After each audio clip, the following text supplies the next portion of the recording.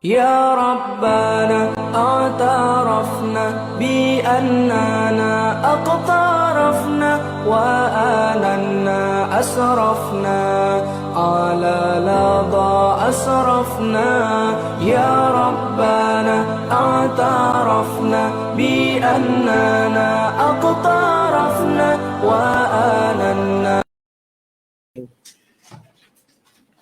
بسم الله الرحمن الرحيم.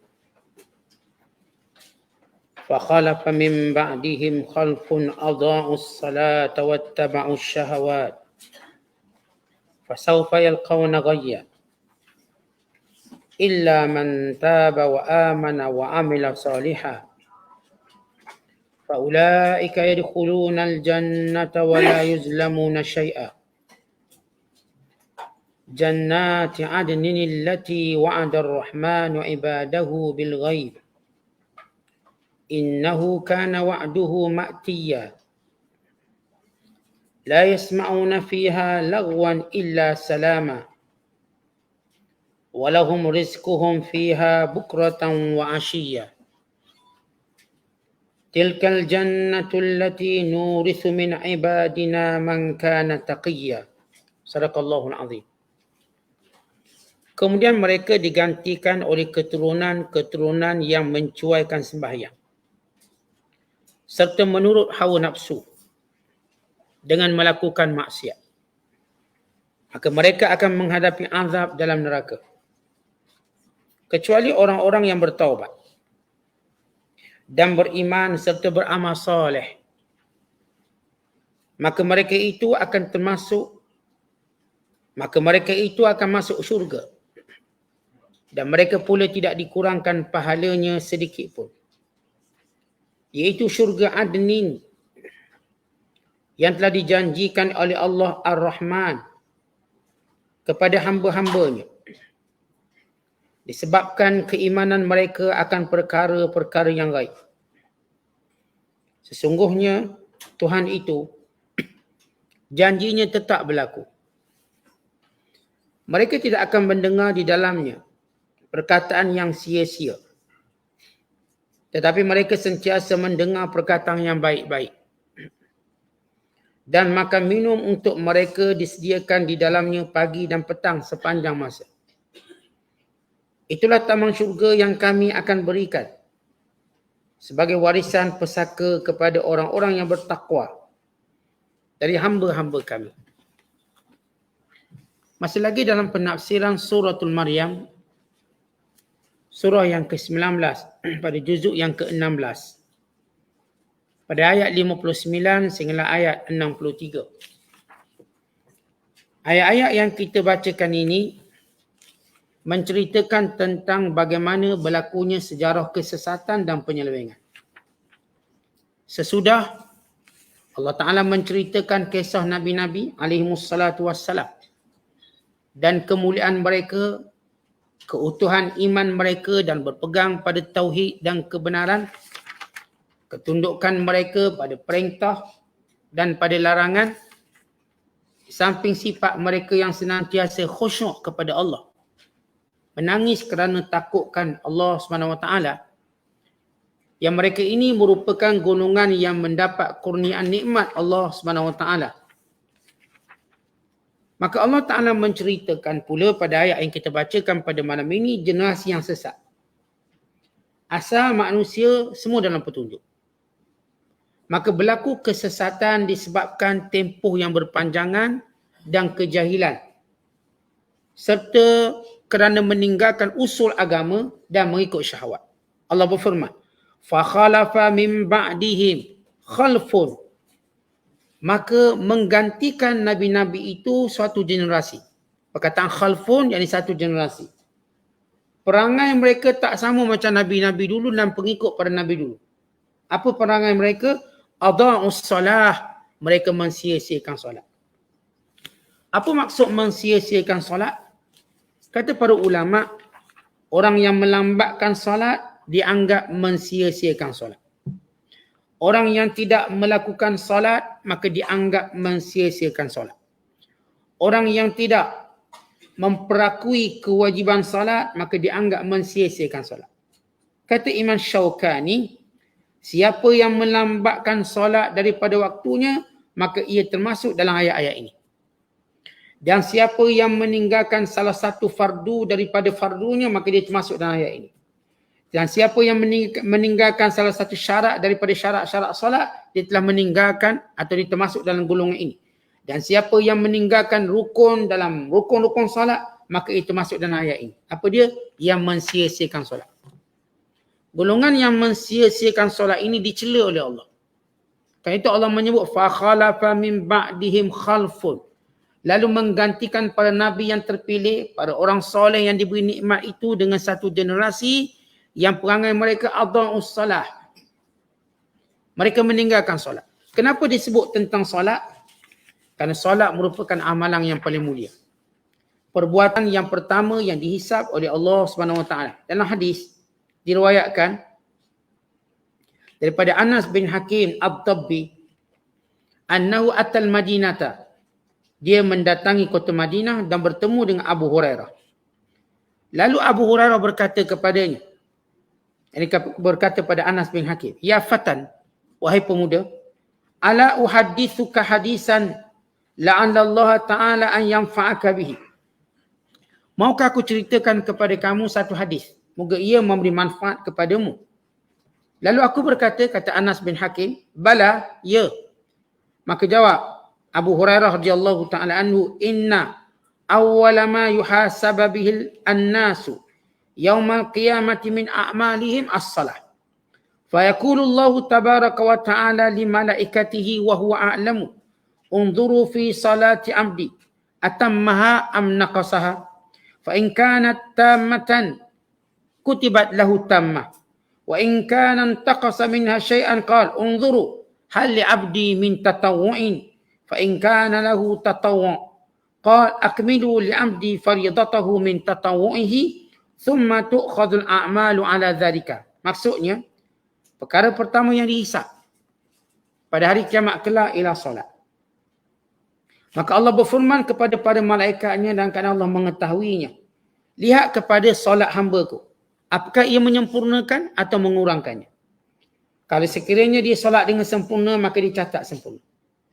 Kalau dia solat dengan berkurangan, maka Allah berfirman pada malaikat, lihat apakah hamba-Ku punya solat sunat. Kalau ia mempunyai solat sunat, maka sempurnakan fardunya.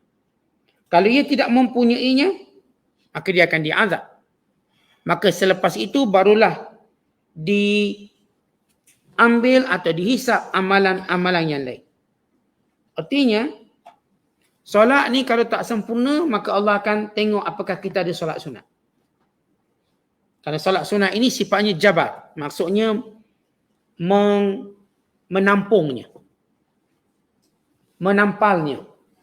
Kalau tidak ada solat sunat, maka dia akan, semua amalan lain maka tidak akan dapat pahala. Tidak diberi pahala. Dihukum. Diazab oleh Allah Ta'ala. Dan riwayat yang lain, kalau sekiranya baik solatnya, maka dia berjaya dan dia orang yang menang di sisi Allah. Kalau rosak solatnya, maka dia rugi dan dia kecewa. Ini menunjukkan tentang kepentingan solat. Sebab itu para ulama menyatakan tentang kewajiban solat ini. Siapa yang meninggalkannya, maka dia kafir. Dalam hadis, Nabi bersabda, bainar rajuli wa bainal kufri tarkus salah. Beza antara seorang lelaki, penghalang antara seorang lelaki dengan kekufurannya ialah solat. Dan riwayat yang lain, al-ahdu alladhi bainana wa bainahu as-salah faman tarakaha faqad kafar. Beza kita orang Islam dengan orang kafir ialah solat. Bila meninggalkan solat maka dia kafir. Di sisi jumhur ulama, kafir di sini ialah kufur nikmat. Tetapi kalau dia mengingkari kewajiban solat secara asal, maka dia kufur akidah. Sebab kufur dia dua. Satu kufur nikmat, satu kufur akidah. Kufur nikmat maknanya dia tidak menghargai nikmat-nikmat Allah yang diberikan. Sebab Allah Ta'ala, amalan yang paling Allah suka dilakukan oleh hamba-Nya ialah salat. Sabda Nabi SAW, as-salatu khairu mawdu'in. Sembahyang itu sebaik-baik perkara yang dilakukan. Di dalam banyak amalan, baik zakat, baik haji, baik sekian-sekian, yang paling Allah suka salat. Maka orang yang menyempurnakan salat, maka dia berjaya. Dalam Al-Quran Allah menyebut, dalam menceritakan sifat orang berjaya. Qad aflahal mu'minun alladzina hum fi salatihim khashyun. Telah berjayalah orang beriman yang khusyuk dalam ibadat solatnya. Dalam hadis yang telah kita bacakan sebelum ini, bila Nabi SAW menyatakan, inna awwala ma yuhasabu bihil abdu yawmal qiyamah bisalatihi fa in salahat faqad aflaha wa anjah wa in fasadat faqad khaba wa khasir. Yang pertama Allah hisab amalan hambanya pada hari kiamat ialah solatnya. Kalau solatnya elok dan baik, maka dia berjaya dan cemerlang. Dan kalau solatnya rosak, dia rugi dan dia akan kecewa. Kerana amalan-amalan lain juga akan menjadi rosak. Dia kalau kita dulu ambil segi peperiksaan, dia ada subject trust. Kalau zaman kita dulu bahasa Melayu. Bahasa Melayu fail, semua fail. Kita ada CJ. Kena ambil balik BM Julai. Nak cover balik. Tidak, tak boleh cover. Kalau dalam sistem periksaan pun ada benda macam tu, trust. Maka dalam kehidupan orang beriman, dia ada trust, solat. Sebab tu anak-anak kita, lagi mana solat, kita jangan bimbang hal lain. InsyaAllah dia okey. Tapi kalau anak kita tak solat, maka bimbanglah walaupun kita nampak dia bagus hal lain. Belajar bagus.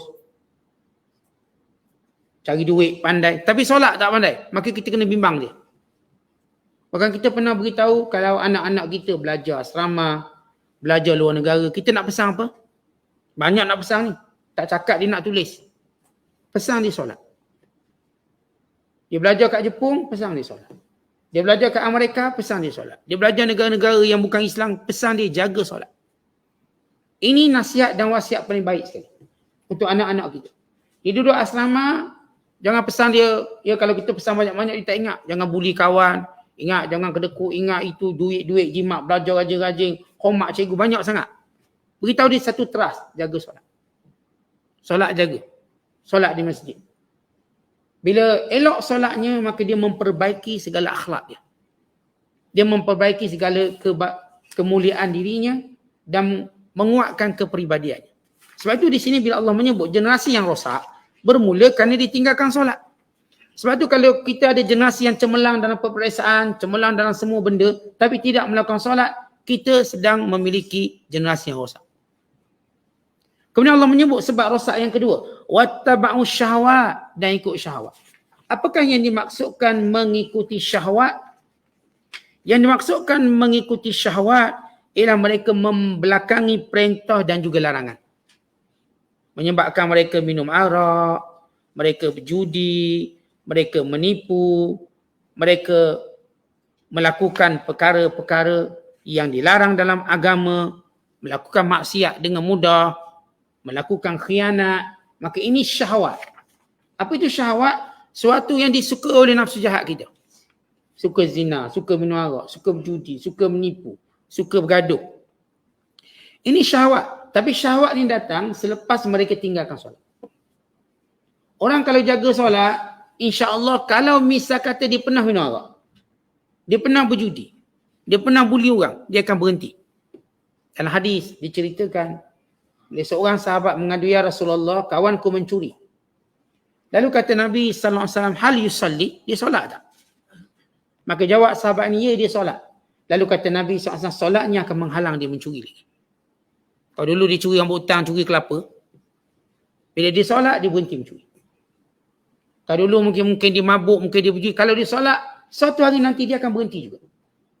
Itu kesan solat. Mungkin dia tak berhenti sekarang kerana kekuatan solatnya belum cukup. Tapi lama-kelamaan dia akan berhenti. Kesan solat. Lama-kelamaan kita tengok orang yang, ya setengah orang saya katakan dia mungkin buat banyak benda-benda yang tak baik. Tapi solat dia masih pelihara. Kita katakan kita akan tunggu satu tempoh, dia mesti akan berhenti. Dia mesti akan berhenti. Cuma kekuatan solat tadi bergantung pada individu. Ada orang yang Masya Allah dengan solatnya tadi, dia mampu menghalang semua kemungkaran dengan cepat. Dia macam obat lah. Ada orang makan obat cepat sembuh. Ada orang makan obat lambat sembuh. Ada orang bergantung dengan obat, makan obat selalu. Makan obat. Umpama solat tu. Jadi ada orang solat, Masya Allah, terus menjadi benteng kepada semua perkara jahat, perkara mungkar. Ada orang menunggu masa dan tempoh. Kalau dia jenis suka bergaduh, tapi dia lama dijaga sentiasa solat, lama-lama dia akan berhenti bergaduh. Walaupun mengambil masa yang panjang. Ini kelebihan solat. Oleh sebab itu Allah menyebut tentang syahwat bermula daripada tinggal solat. Dia ada kaitannya. Kemudian Allah berfirman, fasawfa yalqauna ghayya. Kalau mereka berterusan begitu meninggalkan solat dan mengikuti syahwat, mereka akan dicampakkan dalam neraka. Itu perkataan ghayya, dalam jurang neraka yang jauh dalam. Kemudian kata Allah, illa melainkan. Al-Quran tidak pernah mengajar manusia berputus asa. Ketika mana Allah menyebut golongan yang rosak, yang teruk, yang buruk, yang dijanjikan neraka, Allah pasti bagi jalan keluarnya, melainkan yang bertaubat. Jalan keluar tu Allah beritahu cepat. Supaya tidak ada yang melakukan maksiat berputus asa dengan maksiat yang dibuat. Tidak ada orang yang hanyut jauh berputus asa dengan kehidupannya. Untuk dia berkata, saya dah teruk dah, tak boleh jadi baik. Tidak. Dalam Al-Quran, bila Allah menyebut golongan yang teruk, jahat, yang berkesudahan dalam neraka, Allah cepat-cepat tunjukkan jalan keluar. Illa man taba, melainkan yang taubat. Dan kita tahu taubat dalam Islam, taubat yang tak ada kos. Berbanding dalam agama lain. Taubat dalam Islam bukanlah azaban diri. Setengah agama nak taubat, mereka kena bergolek, kena berguling. Mereka kena cocok sana, cocok sini. Kena pikul tu, kena pikul ni. Setengah agama lain. Tidak Islam. Kerana taubat Islam bermula daripada penyesalan. An-nadamu taubah. Menyesal itu taubat. Seorang menyesal je, maka dia anggap taubat. Sehingga dia menyempurnakannya pula dengan meninggalkan perkara tersebut. Dan menyempurnakannya dengan berazam tidak akan ulang lagi. Maka sempurna taubatnya dengan 3 syarat tersebut. Kalau dia ambil hak orang, maka pulangkan hak orang. Atau minta halal. Dia pernah ambil pasu bunga orang. Dia pernah curi barang hutang, buah durian orang. Pergi minta halal. Minta halal. Orang ni tuan-tuan manusia. Kita kalau minta halal dengan dia, minta maaf dengan dia, dia dengan mudah. Ataupun manusia ni dia, Allah jadikan sifat dia. Kalau orang datang minta maaf, dia akan cepat memaafkan. Dia akan cepat memaafkan. Terutama kalau benda tu dah lama dah. Buah durian tu 20 tahun dulu dicuri. Maka orang ni akan kata dah awak. Sebab bukan senang orang kesalahan lama mengakui kembali kesalahan lama. Bukan senang. Tapi tiba-tiba ada orang mengaku, saya yang dulu curi rambutan, saya dulu yang rembak ni. Maka saya datang minta maaf dan minta halal. Maka dimaafkan. Maka sempurna taubatnya dengan 4 syarat tadi. Dia menyesal, tidak melakukan, meninggalkan perbuatan dan berazam tak akan buat lagi. Itu 3 syarat utama. Kemudian bila berkait dengan hak orang lain, pulangkan hak orang lain. Maka sempurna taubat. Sama ada memulangkannya atau meminta halal. Atau mewakilkan waris-waris membayarnya dengan harta pusaka kita. Kita tahu anak-anak ayah ni ada hutang orang tak bayar. Ayah ada rosakkan harta orang, nanti harta ayah kau bayar. Harta pusaka. Dan kita dah mati, anak kita menyempurnakan taubat dengan mengembalikan hak orang lain. Maka di sini jalan keluar yang Allah berikan pada hamba. Illa manta, melainkan orang yang bertaubat. Wa amana, dalam keadaan dia masih punya iman. Kerana taubat tidak sah daripada orang kafir. Taubat ini syaratnya ada iman. Wa amila amalan, wa amila salihan, dan dia melakukan amal soleh. Kebenaran taubat dapat kita lihat lepas itu dia cenderung buat benda baik. Kalau orang tu sebut dengan mulut dia, saya taubat, tapi tak nampak benda baik dia buat lepas tu, dia belum bertaubat. Kerana siapa pun bertaubat, lepas tu dia akan cenderung nak buat benda baik. Siapa pun taubat. Dia jadi nak jadi pemurah, dia jadi nak pergi masjid, dia jadi nak menuntut ilmu, dia jadi berubah. Sebab apa? Sebab dia benar taubat.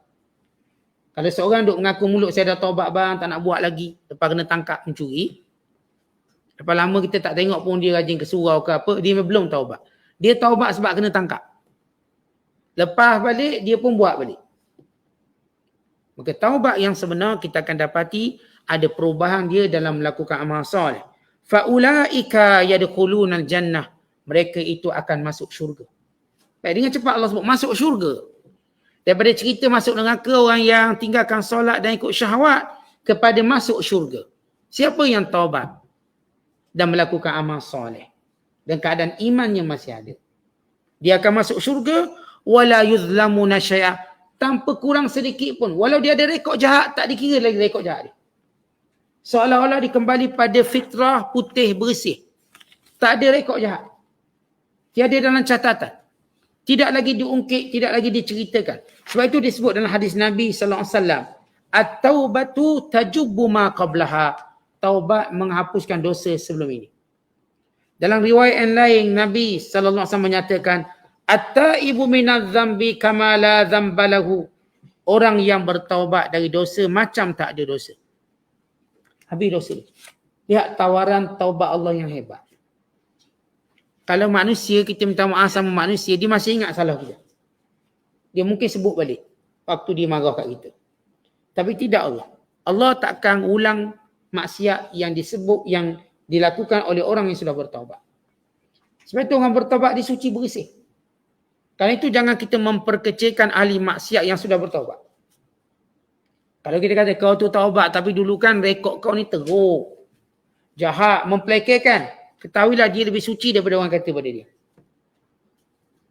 Bahkan di antara doa yang mustajab, doa orang yang bertaubat. Mustajab doanya. Siapa yang bertaubat dalam keadaan hatinya dipanggil mungkasir. Mungkasir ni hatinya luluh, hancur.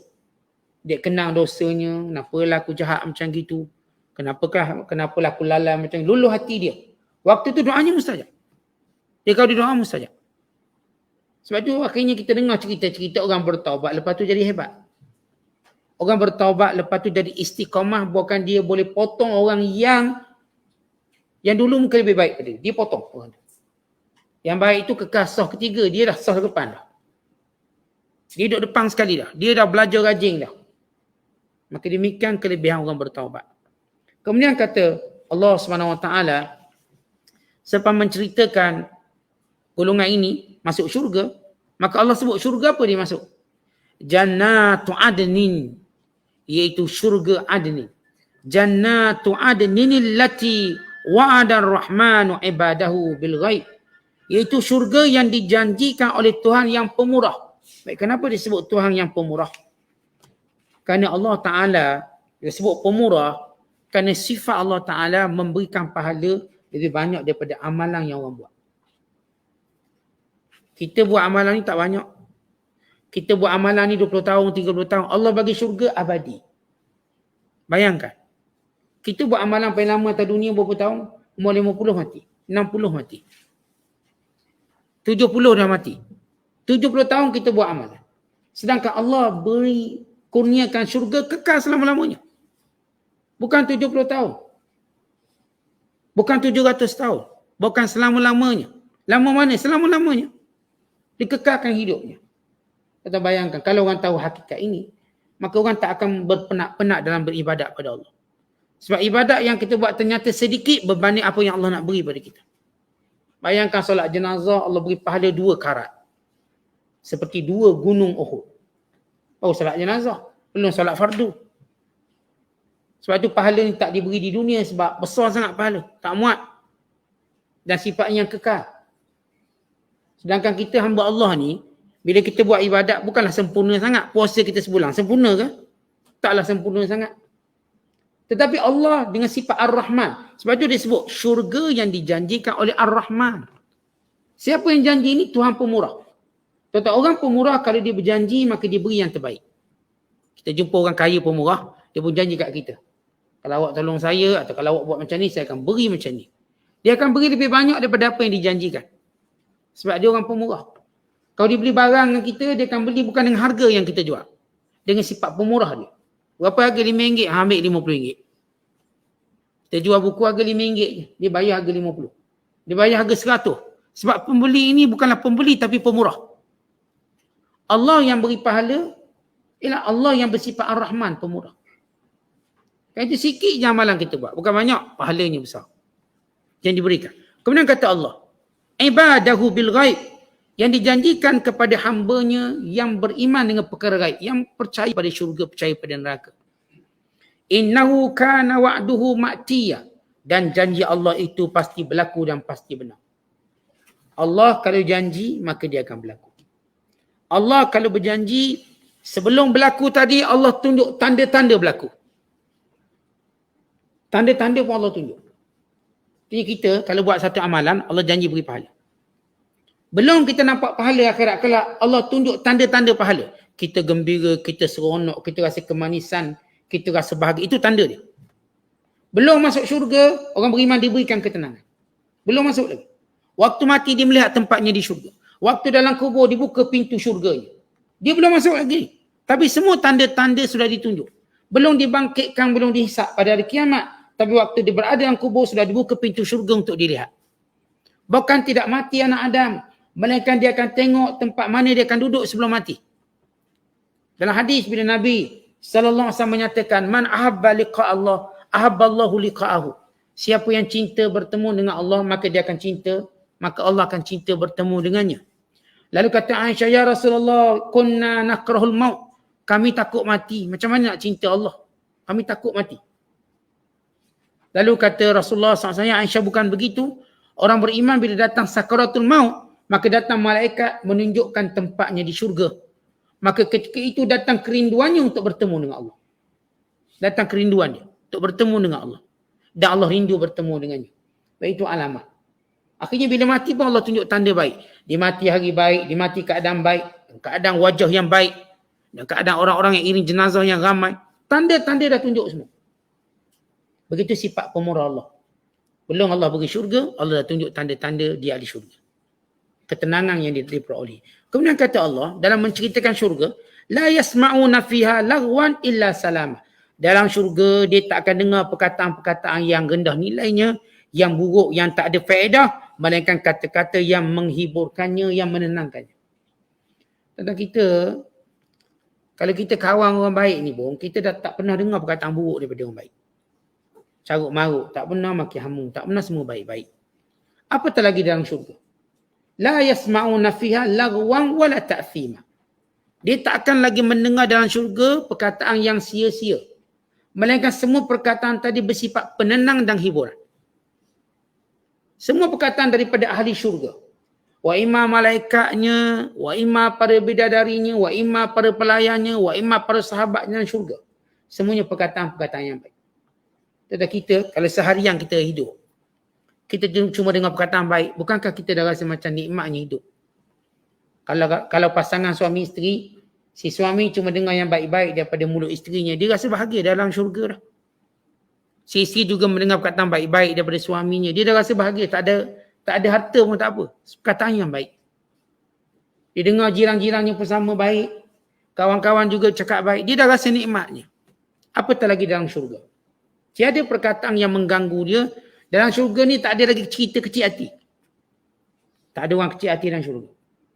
Tak ada orang simpan dendam dalam syurga. Kesemua mereka bila mendengar perkataan, mereka gembira. Dan mereka menuturkan perkataan yang menggembirakan. Kemudian kata Allah, walahum rizquhum fiha bukratan wa asyiyah.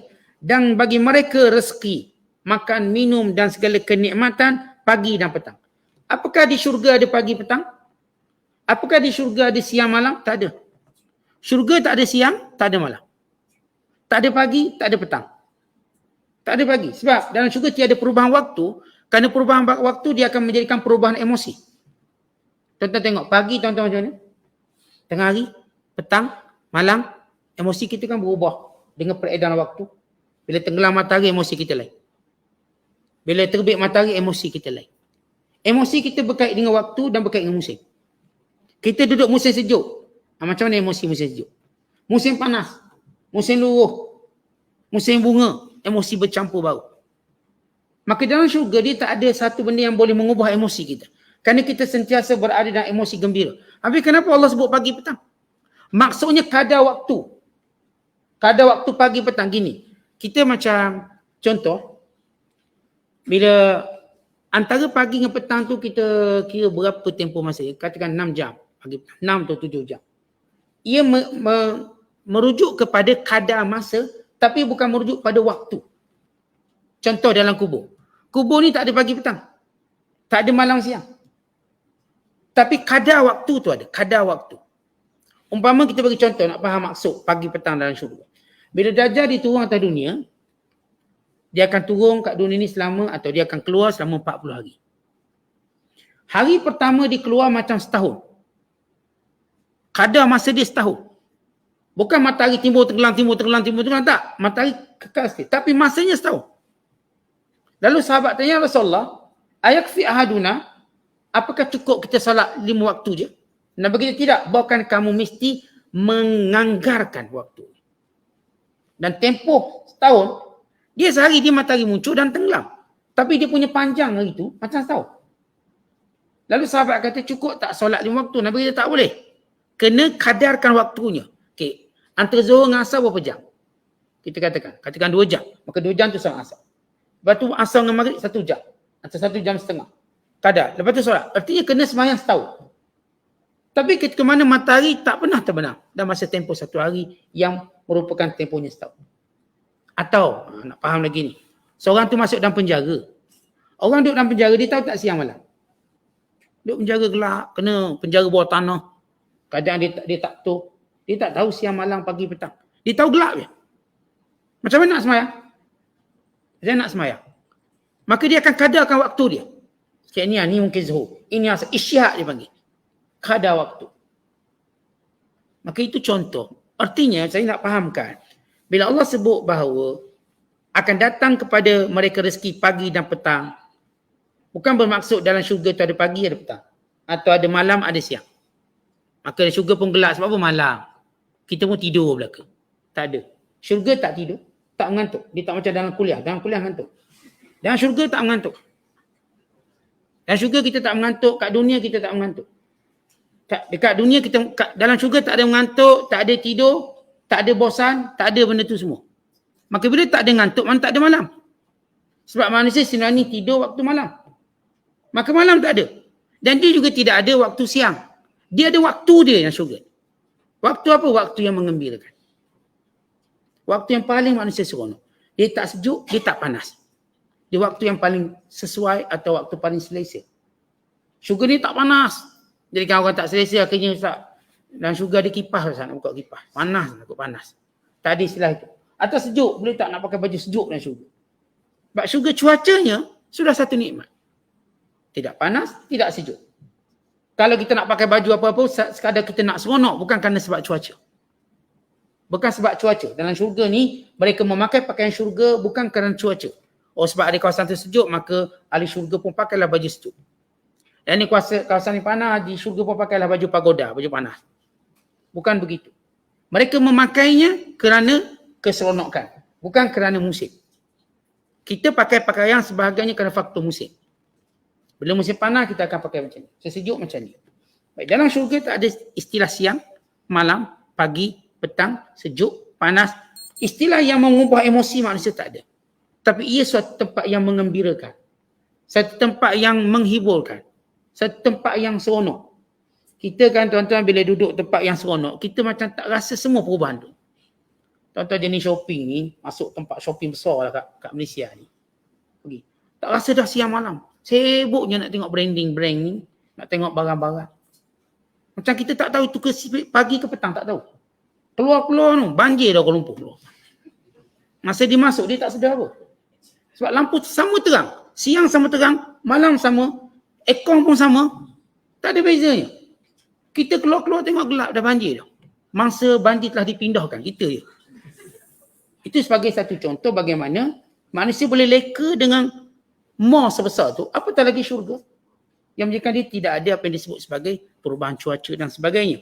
Kemudian kata Allah Ta'ala, apa menyebut nikmat makan dan minum, kata Allah, tilkal jannah, macam itulah sifat syurga. Tilkal jannah, macam itulah sifat syurga.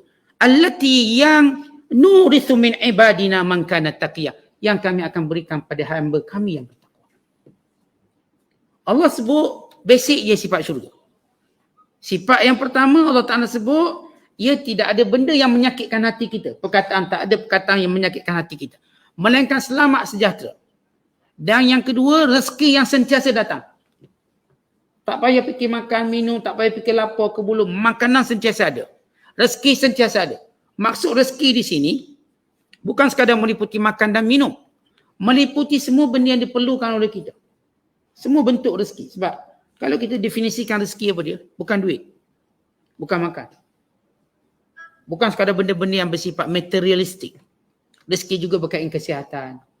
Rezeki juga berkaitan dengan anak-anak.